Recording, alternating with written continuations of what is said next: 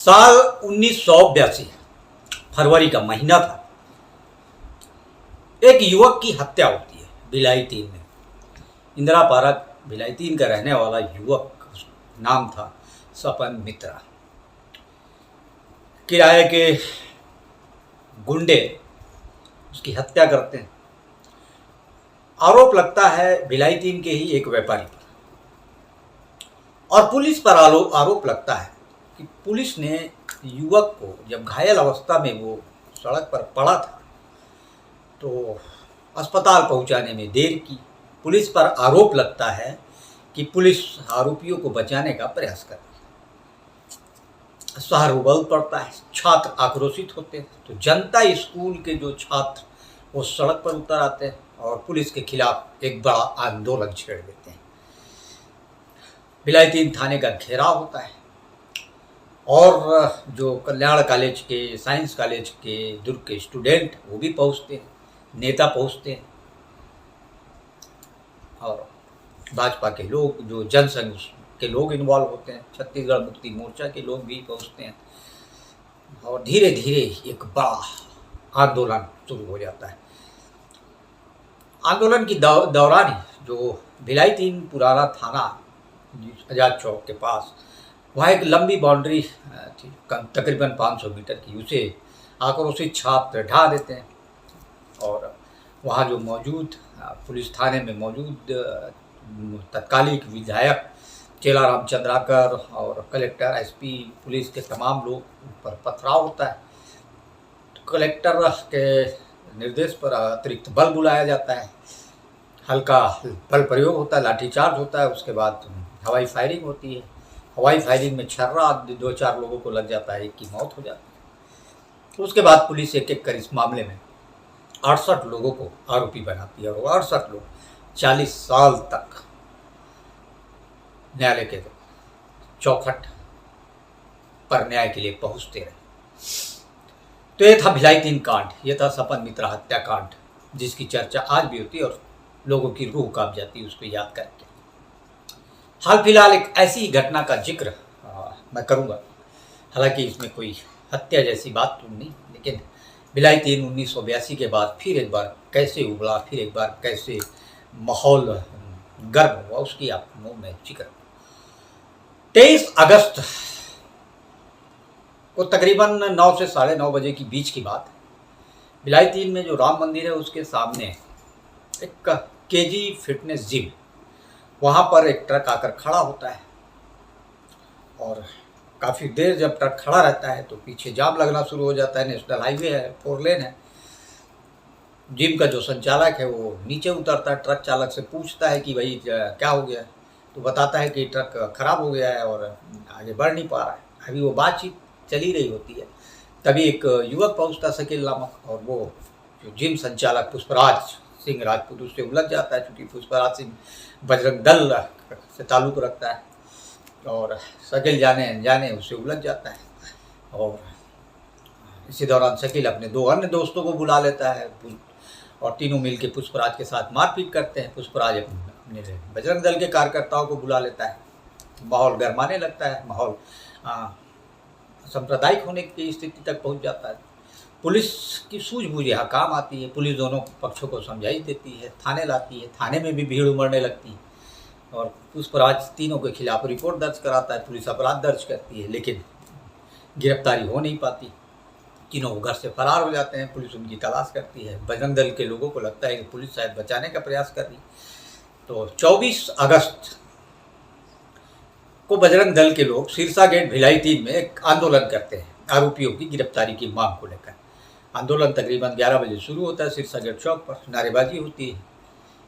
इसी दौरान 12 साढ़े 12 बजे के बीच भूपेश बघेल, जो पूर्व सीएम है छत्तीसगढ़ की, उनका काफिला वहाँ से गुजरता है। चूँकि सिरसा गेट से 1 किलोमीटर की दूरी पर उनका घर है, और वो दुर्ग जो भिलाई नगर विधायक देवेंद्र यादव, 17 अगस्त को उनकी गिरफ्तारी होती, तो उनकी गिरफ्तारी के विरोध में बलौदा बाजार हिंसाकांड में देवेंद्र यादव को गिरफ्तार किया गया।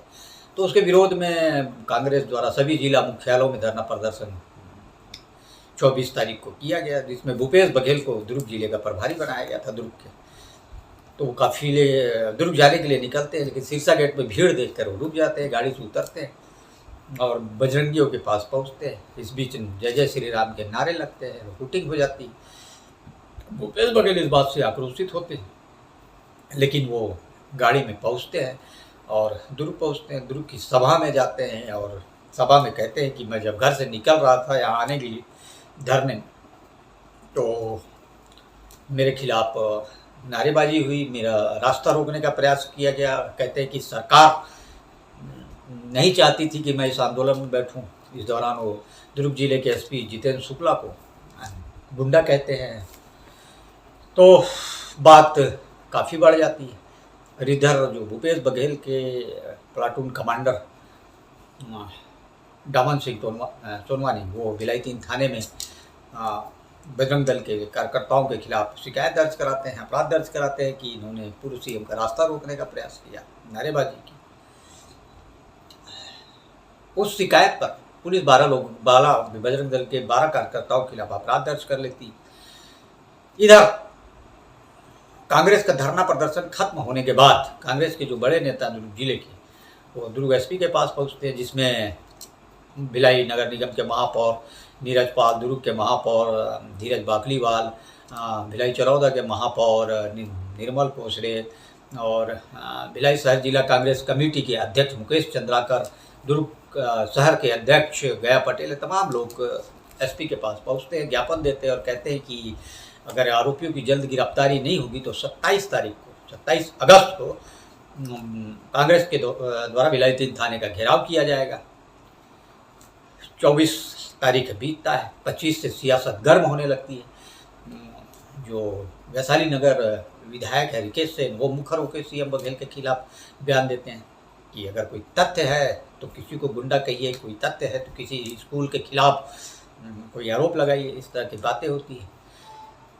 26 तारीख 25 शांति से बीच जाता है। 26 तारीख को जो भिलाई चरौदा नगर निगम के सभापति कृष्णा चंद्राकर और जो MIC member S Venkat Ramana, पार्षद अभिषेक वर्मा, पप्पू चंद्राकर, 2 जो युवक नजरुल इस्लाम और अशफाक अहमद, ये 6 लोग भिलाई 3 थाने पहुंचते हैं और वहाँ पूछते हैं कि जिनकी शिकायत की गई थी, जिनके खिलाफ अपराध दर्ज किया था, उसमें किसकी गिरफ्तारी हुई। पुलिस कहती है कि अभी जांच चल रही है और तलाश की जा रही है, जल्द गिरफ्तारी होगी। तो कृष्णा चंद्राकर अपने लोगों को लेकर सीधा केजी फिटनेस जिम है वहाँ पहुँचते हैं पुष्पराज राजपूत की तलाश में, और पुष्पराज वहाँ मिलता नहीं, क्योंकि उसे पहले खबर हो गई थी कि ऐसी सी बात है। अब वो लोग जब जिम से वापस लौटते हैं तो जिम के बगल में एक बंगाली होटल है, वहाँ अमित लखवानी नामक युवक बैठ के चाय पी रहा होता है। तो तमाम लोग उसके पास पहुँचते हैं और पूछते हैं कि तुम्हारा नाम क्या है। वो अपना नाम बताता है, अमित लखवानी है। और वो कहते हैं कि क्या तुमने बजरंग दल के आंदोलन में जो 24 तारीख को हो रहा था तुम भी शामिल थे? बोलते हैं हाँ। तो फिर उसके साथ मारपीट की जाती है, उसको सभापति की गाड़ी में भरा जाता है और वहाँ से फिर उसको थाने लाया जाता है और थाने में उसके साथ मारपीट की जाती है। थाने में भी पुलिस से कहा जाता है कि तुम इसे नहीं पकड़ पा रहे थे, हमने पकड़ लिए। और ये दोनों मारपीट की घटना सीसीटीवी फुटेज में कैद हो जाती है। इधर जैसे जैसे बजरंग दल के लोगों को पता चलता है कि ऐसी घटना हुई है तो बजरंग दल के लोग और आक्रोशित हो जाते हैं। बात अब भारतीय जनता पार्टी तक पहुंचती है, बात भाजयुमो तक पहुंचती है। तो बजरंग दल के लोग धीरे धीरे पहुंचते हैं। उसके बाद जो भिलाई जिला भाजपा के अध्यक्ष है महेश वर्मा, भिलाई नगर निगम के सभापति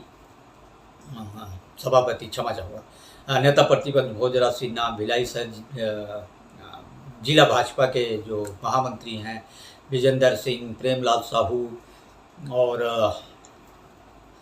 भिलाई चरौदा नगर निगम के नेता प्रतिपक्ष खिलावन वर्मा, दिलीप पटेल, फिरोज फारूकी और भाजयुमो के उपकार चंद्राकर, अमित मिश्रा, तमाम लोग पहुंचते हैं और पुलिस के खिलाफ जमकर नारेबाजी होना शुरू होती है। जमकर नारेबाजी लगता है सभापति के खिलाफ और महापौर निर्मल कोसरे के खिलाफ। रात के तकरीबन 11 बजे वैशाली नगर विधायक रिकेश सेन पहुंचते हैं और चूँकि सांसद के भी आने की चर्चा शुरू हो जाती है, विजय बघेल भी पहुंचने वाले हैं। डीके सिन्हा के बताते हैं कि कृष्णा चंद्राकर के खिलाफ, चूँकि प्रदर्शनकारी मांग कर रहे थे कि कृष्णा चंद्राकर और जितने लोग भी अमित लखवानी को मारपीट करके थाने लाने की घटना में शामिल थे, सबके खिलाफ अपहरण और मारपीट का मामला दर्ज किया जाए। पुलिस अपहरण और मारपीट का मामला दर्ज करती है। रिकेश सिन्हा जब बताते हैं कि अपहरण का मामला दर्ज हो गया है, तो उसके बाद भीड़ आक्रोशित शांत होती है और फिर धीरे धीरे भीड़ वापस चली जाती है। अब इधर 27 तारीख आता है। पुलिस पर अब चूंकि प्रेशर था, अपहरण का मामला है, तो कृष्णा चंद्राकर और तमाम जो आरोपी हैं उनको गिरफ्तार करके लाया जाए। सुबह सुबह पुलिस सिरसाकला गांव पहुंचती है। अब जो ग्रामीण कहते हैं कि कृष्णा चंद्राकर को पहले ही किसी पुलिस वाले ने सूचना दे दी थी, इसलिए वो सवेरे से सुबह ही निकल गए। कुछ लोग कहते हैं कि वो घर में ही थे। पुलिस 3-4 गाड़ियों में उन्हें गिरफ्तार करने पहुंचती है, लेकिन मिलते नहीं। इस बीच भूपेश बघेल वहाँ सिरसाकला पहुँच जाते हैं और पुलिस उन्हें देख के फिर बैरंग वापस लौटता है। और फिर इधर 11 साढ़े 11 बजे पुलिस का कांग्रेस का धरना प्रदर्शन शुरू होता है। 1 बजे पूर्व घोषणा के मुताबिक कांग्रेस के तमाम दिग्गज थाना घेराव के लिए निकलती है। उनका प्लान था कि हम थाने में पहुंचेंगे, ज्ञापन देंगे और आधे घंटे वहां बैठ के नारेबाजी करेंगे, आरोपियों को गिरफ्तार करने की मांग करेंगे। लेकिन बड़े नेता अभी सिरसा गेट से कुछ ही दूरी पे चले थे कि उत्साहित जो युवा कांग्रेसी है वो पैदल पैदल थाने तक पहुंच जाते। बैरिकेडिंग कर रखी थी पुलिस ने, पुलिस फोर्स पहले से तैनात थी। वो पहुंच जाते हैं, बैरिकेड्स तोड़ते हैं, पुलिस वाले झूमा झटकी करते हैं। अब पुलिस बड़े अधिकारियों से निर्देश लेती है। अधिकारी कहते हैं ऐसा है तो लाठी चार्ज करो, और फिर पुलिस 10 मिनट के लिए लाठी चार्ज करती है और सारे कांग्रेस के कार्यकर्ता वहाँ से भाग जाते हैं। पुलिस तकरीबन 150 कांग्रेस कार्यकर्ताओं के खिलाफ मामला दर्ज करती है। सरकारी काम में बाधा, पुलिस से झूमा झटकी, मारपीट, ये तमाम धाराओं के तहत 150, जिसमें से नामजद आरोपी बनाए जाते हैं भिलाई चरौदा के महापौर निर्मल कोसरे को, और जो प्रदेश कांग्रेस के संयुक्त सचिव हैं सुजीत बघेल, जो भूपेश बघेल के रिश्ते में भतीजे लगते हैं, उनको, और ब्लॉक कांग्रेस कमेटी के अध्यक्ष मनोज मडारिया सहित 150 जो धरना स्थल पर जो रजिस्ट्री मिला, जिनमें उपस्थिति का साइन किया जाता है, हस्ताक्षर किया जाता है, नाम और हस्ताक्षर, उसको पुलिस ने जब्त किया और उसे आधार पर 150 कांग्रेसियों के खिलाफ तमाम धाराओं के तहत मामला दर्ज किया। इसके बाद अपहरण केस में तो पहले 6 लोग फरार थे, फिर इस मामले में भी तमाम पार्षद जिनके नाम थे वो फरार हो गए, उनके मोबाइल बंद हो गए, वो फिर अपने वार्ड में उन्होंने दिखना बंद कर दिया। वार्ड की जनता अलग परेशान। और बाद में फिर अपहरण का जो मामला लगा था जिन पर, उसका एक आरोपी गोंदिया से पकड़ा जाता है, उसको भिलाई 3 कोर्ट में पेश किया जाता है, वहाँ से उसको जमानत मिल जाती है। इधर कृष्णा चंद्राकर दुर्ग कोर्ट में अग्रिम जमानत के लिए लगाते हैं, जहाँ अग्रिम जमानत खारिज हो जाती है, लेकिन फिर 3 सितंबर को उनके द्वारा भिलाई 3 व्यवहार न्यायालय में जमानत को समर्पण करते हैं, सरेंडर करते हैं और उनको भी जमानत मिल जाती है। पप्पू चंद्राकर और कृष्णा चंद्राकर 6 आरोपी फरार हैं।